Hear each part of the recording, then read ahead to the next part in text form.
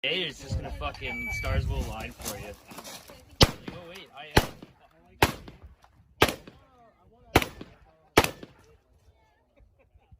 a red dot on a shotgun,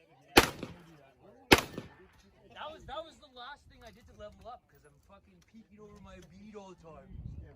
Yeah, because if you don't put a consistent shoot, well, you're shooting very low. And if you put a red dot on and you know where it shoots, where the fucking red dot is every time. So there's this endless debate online of what you should buy, a semi-automatic shotgun or a pump-action shotgun. So I had a Remington 870, and that was my first shotgun, but we won't talk about that because it was awful, and I traded it for this Mossberg 500. So this Mossberg 500 was my first shotgun, and this thing has seen better days. A lot of use on it, a lot of scratches, a lot of shells through it. So I have experience with both platforms, and I'm going to say that almost in every respect, a semi-automatic is better, and I'll explain why.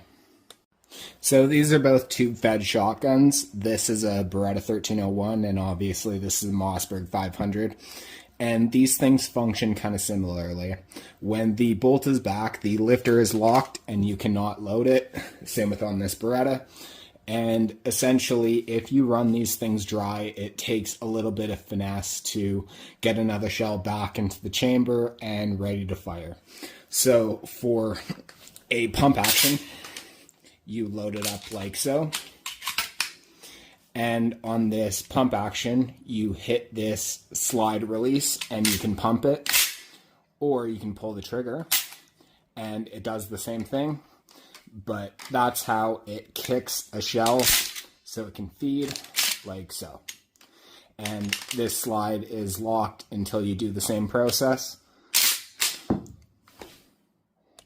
So a semi-automatic is different in this respect, where when you're out of ammunition, your bolt will lock back like so. So you can dump a shell in there and then push this slide release so the bolt drops and chambers.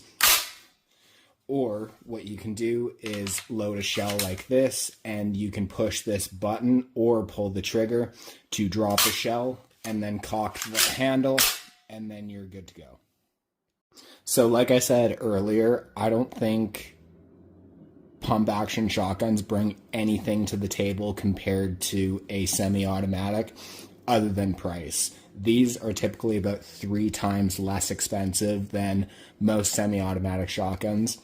And most semi-automatic shotguns are pretty expensive unless you really cheap out and go Turkish or just some other trash like that. Generally speaking, you're paying a premium for reliability when it comes to semi-automatic shotguns.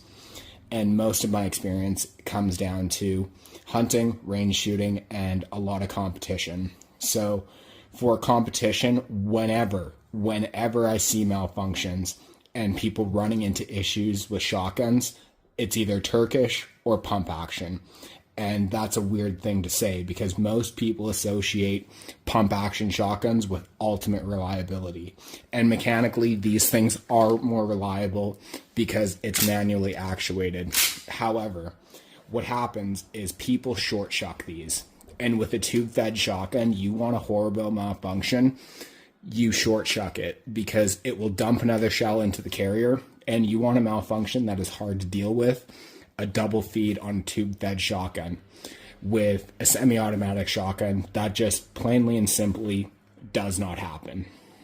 So usually the common rebuttal is you can train your way out of that, and honestly, that just isn't true.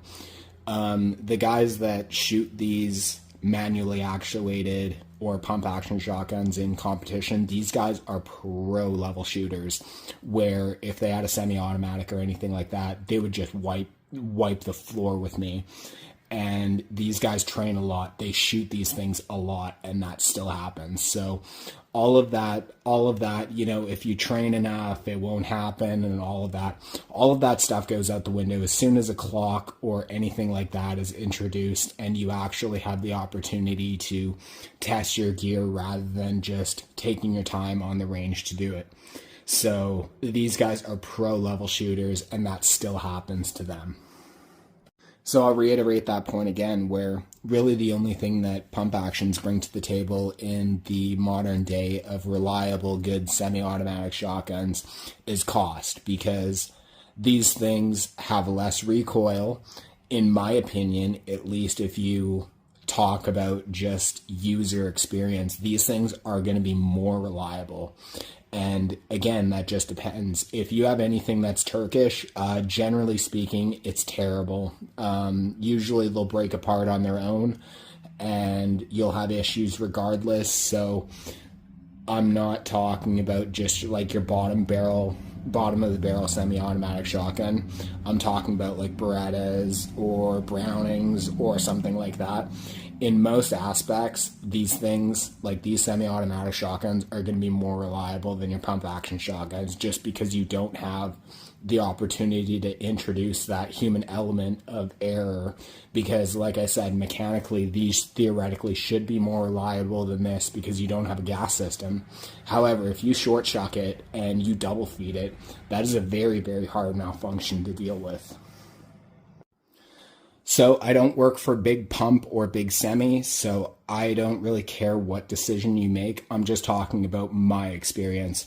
However, I'm a realist. For most people, a pump action shotgun will really be all you need, because you don't really need a shotgun that'll be, you know, this expensive or this capable or anything like that. You'll be fine with a pump action shotgun.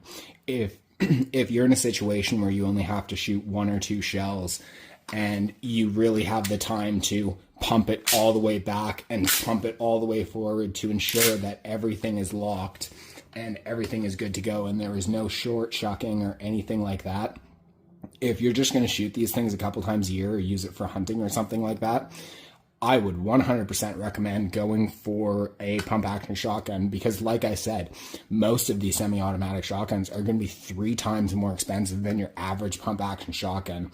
So if you don't shoot a lot, if you don't shoot competition, then you'll be just fine with this. However, I'm just speaking from experience of my point of view. So hopefully that was helpful to you. Hopefully you enjoyed my commentary on a pump action shotgun versus a semi-automatic shotgun. Anyway, thank you very much for watching and have a good day.